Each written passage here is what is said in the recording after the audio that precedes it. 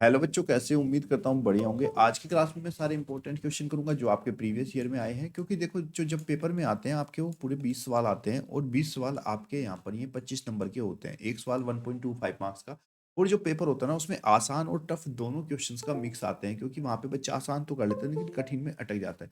इसी तरह के सवाल पेपर में पूछे जाते हैं। थोड़ी सूझबूझ के साथ अच्छे से करोगे तो 100% आपका सिलेक्शन वहाँ पे हो जाएगा। तो चलिए शुरू करते हैं आज के ये सारे सवाल। जिसका आंसर आता है मुझे आप कमेंट बॉक्स में जरूर बताओगे। तो चलिए लाइक कर लेना, शुरू करते हैं। क्वेश्चन नंबर 1 है आपका, पहले ध्यान से पढ़ लो क्या लिखा है। प्रथम 10 अभाज्य संख्याओं में गुणनफल में इकाई का अंक क्या होगा। देखो पहले बात करते हैं अभाज्य संख्या की। अभाज्य संख्या वो होती है जो संख्याएं किसी से नहीं कटती। तो शुरू की जो 10 अभाज्य संख्याएं होती है वो होती है आपकी 2, 3, 5, 7, आपका 11, 13, 17 और 19 और उसके बाद 23। ये आपकी शुरू की 10 अभाज्य संख्याएं हैं। अब उसने कहा कि इन अभाज्य संख्याओं की गुणा करिए और गुणा करने पर बताइए इकाई के स्थान का अंक क्या है। देखो अगर ये कहता है कि गुणनफल ज्ञात करो तो हम सबकी गुणा करते, लेकिन इकाई का अंक पूछा है तो हमें क्या करना है। उसके लिए हम गुणा करेंगे। यहाँ पे पहले हम 2 की गुणा 3 से करेंगे। तो 2 की गुणा जब हम 3 से करेंगे तो 2 तिया मुझे मिलेगा 6। और 6 के बाद अगला अक्षर क्या है हमारे पास 5 है, तब इस 6 में हम इससे अगले अक्षर की गुणा करेंगे। और 6 पंजे हमारा कितना आ गया, यहाँ पर 30 आ गया। जैसे यहाँ पे 2 अंकों की संख्या आनी शुरू होगी तो फिर हमें केवल इकाई के अंक की ही गुणा करनी पड़ेगी अगली संख्या में। और हमारा इकाई का अंक क्या आया, यहाँ पे इकाई का अंक हमारा 0 आ गया।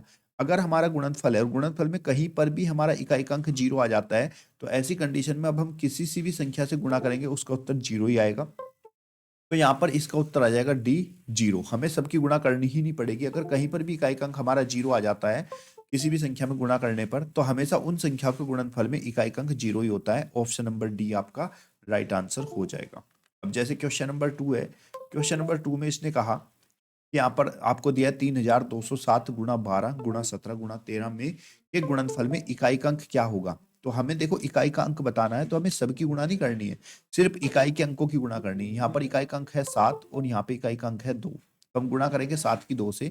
7 गुणा 2, 7 की 2 से मल्टीप्लाई करने पर हमारा 14 आया। तो जो इनका गुणनफल आया उसमें भी पूरी संख्या नहीं लेंगे, सिर्फ इकाई का अंक ही लेना है। इकाई का अंक यहाँ पे 4 है तो इकाई का अंक 4 लेंगे और उससे अगली संख्या का इकाई का अंक है 7, तो इसमें हम 7 की गुणा करेंगे और 4 सते हमारा आ जाएगा 28।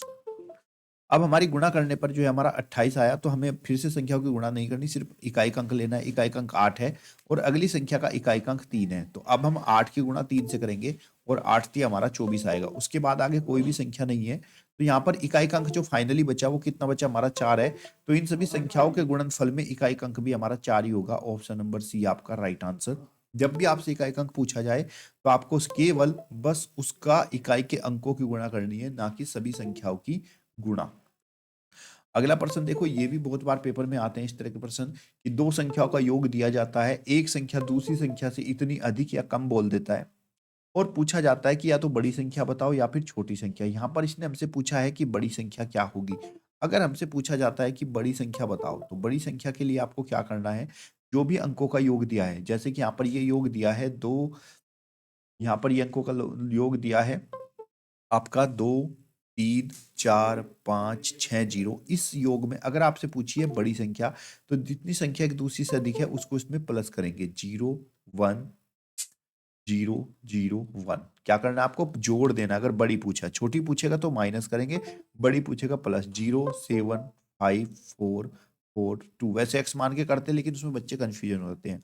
आपको क्या करना है, इनको प्लस करना है और प्लस करके जो भी संख्या आपकी आएगी इस संख्या को 2 से भाग कर देना है। हमेशा 2 से ही भाग करेंगे। चलिए करते हैं।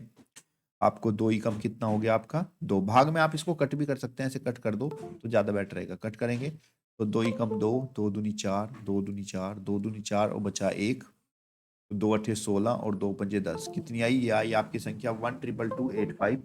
1,222,851। ऑप्शन नंबर बी आपका राइट आंसर। याद रहेगा अगर आपसे पूछा जाए कि बड़ी संख्या क्या है तो अंकों के योग और जितना अधिक या कम होगा उसको प्लस कर देंगे और 2 से भाग करेंगे। अगर पूछा जाता छोटी संख्या तो प्लस की जगह पर माइनस कर देंगे, आपका उत्तर आ जाएगा। अगला प्रश्न देखो। अगले प्रश्न में कहा है कि निम्नलिखित में से 316 का कौन गुणनखंड नहीं है। हमें बताना 316 का गुणनखंड कौन सा नहीं है। देखो जिस संख्या से ये संख्या पूरी पूरी कट जाएगी वो तो उसका गुणनफल होगा, लेकिन जिससे पूरी पूरी नहीं कटेगी वो उसका गुणनफल नहीं होगा। जैसे 316 है, एक से भाग करें तो एक से तो 316 पूरा पूरा कट जाएगा, तो यानी कि ये वाली संख्या गुणनखंड इसकी है।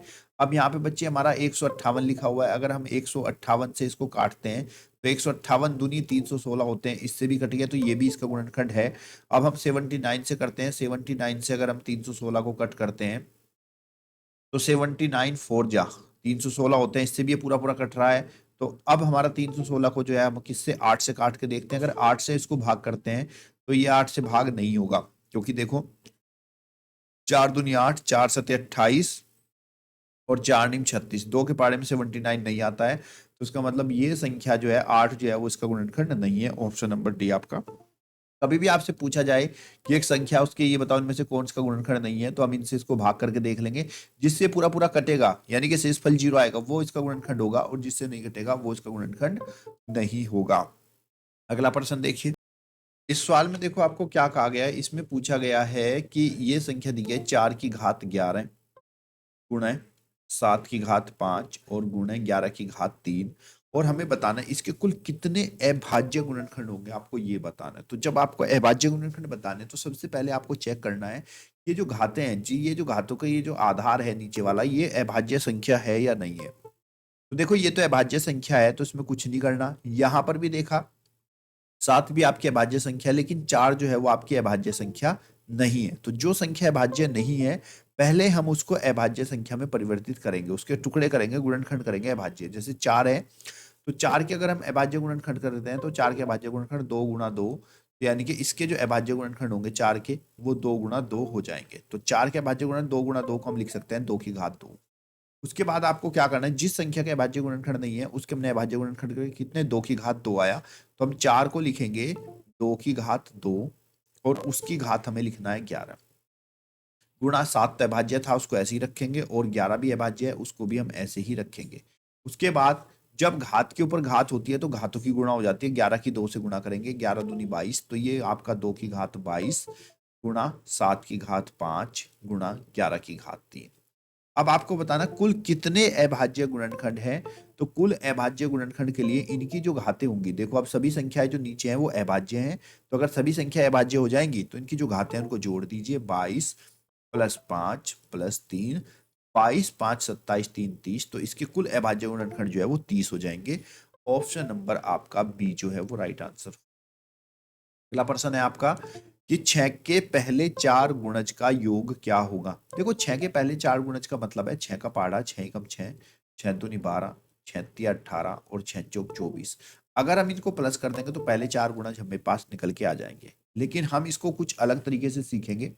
क्योंकि वो 6 के पहले 4 बोला, हो सकता है 6 के पहले 10 बोल देता तो क्या हम 10 लिख के जोड़ते, या 6 के पहले 20 बोल देगा तो क्या उनको जोड़ेंगे, तो ऐसा क्वेश्चन जो है हो सकता है गलती हो जाए।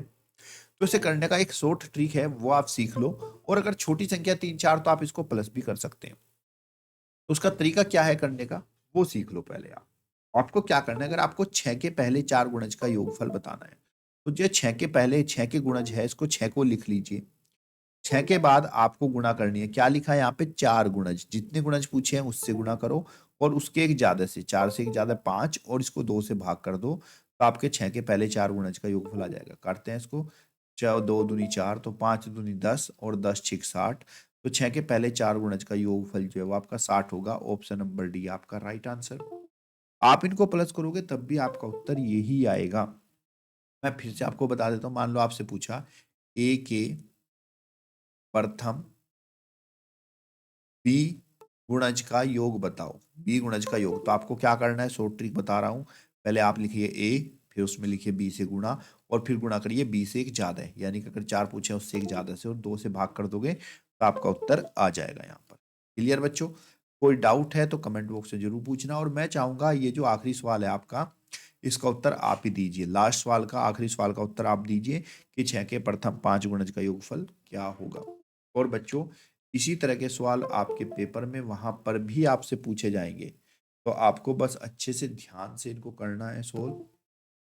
और कोई डाउट आता है, कोई दिक्कत आती है पेपर में, तो आप जो है मुझसे पूछ लेना।